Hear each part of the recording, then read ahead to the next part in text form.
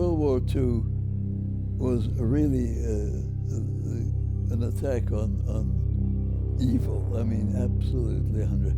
Morally, that's why it was a success. People were prepared to make the sacrifice.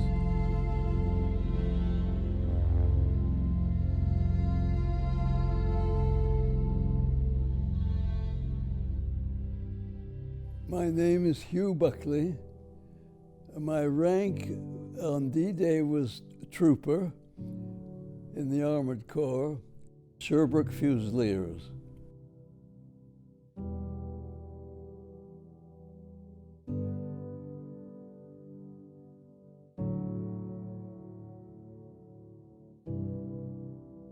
There were ships to the horizon, you know, and you thought nothing could stop this. It was most reassuring. It gave you great confidence. They really couldn't have stopped this. And they didn't, of course. We were all, I think, seasick. We were in a tank landing craft. When you're very seasick, and I've been seasick before, you say, I could just as easily die right now. So it can't be much worse than this. We were very happy to see the land. Before we left, they showed us pictures of what the beach would look like. There's a prominent house on the beach, and you're to leave that house on the right-hand side.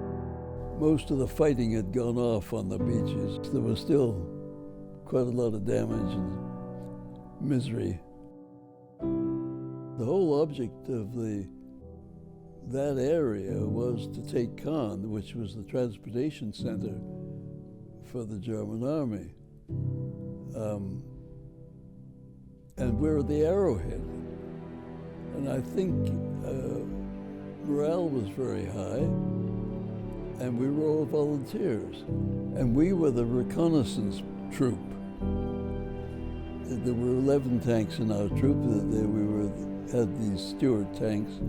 Good thing about them is they're very fast. It's very hard to hit a tank moving. And that was our defense. And there was more resistance to the tanks than we knew about. My job was to fire the gun and operate the radio. We, as a tank regiment, came face to face with the 12th Nazi Panzer Division, which was probably one of the very top operating tank regiments under Kurt Meyer, the infamous Kurt Meyer. And he executed 17 prisoners of war, Canadians, right there in that monastery. We got so far ahead that we came up onto a rise of ground, and my crew commander said, "I can see the airport." I didn't realize it until 70 years later, that in fact we were far behind the German front lines. But we didn't realize that. We didn't think they were even ahead of us. And I thought, well, we've made history.